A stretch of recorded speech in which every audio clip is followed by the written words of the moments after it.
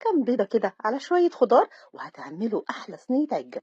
هنجيب طاسة وهنحط فيها شوية حلوين من الزيت، وهنجيب بقى بصلتين كبار أو 3 بصلات متوسطين من البصل الأبيض وهنقطعهم صغير.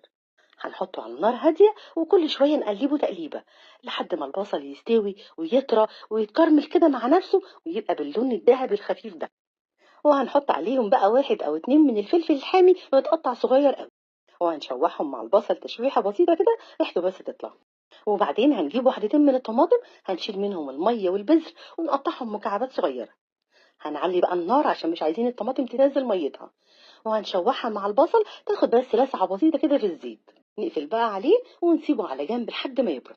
في بولة هنحط 5 بيضات، ممكن تستعملوا 6 7، تزودوا أكتر كمان زي ما تحبوا.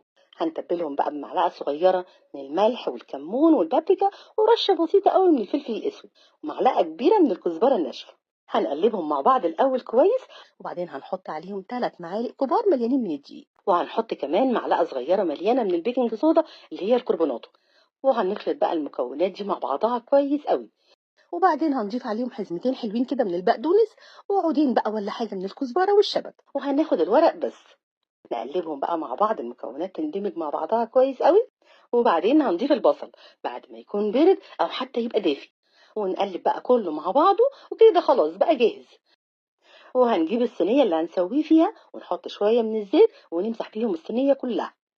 والخطوة بقى اللي بتفرق في تسوية العجة جدا إننا هنسخن الصينية بالزيت الأول عشان لما نضيف الخليط فيها العجة تعمل طبقة كده من تحت ما تلزقش في قاعدة الصينية.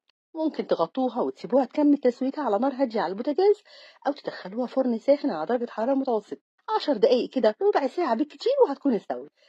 ريحتها بقى مش قادرة أقول لكم قد إيه حلوة، وطعمها خطير مع شوية بطاطس محمرة وطماطم مخللة وليمون وعيش، ودوقوا بقى أحلى عجة. جربوها هتعجبكم جدا، وبألف هنا على قلوبكم مقدما. وأشوفكم على خير.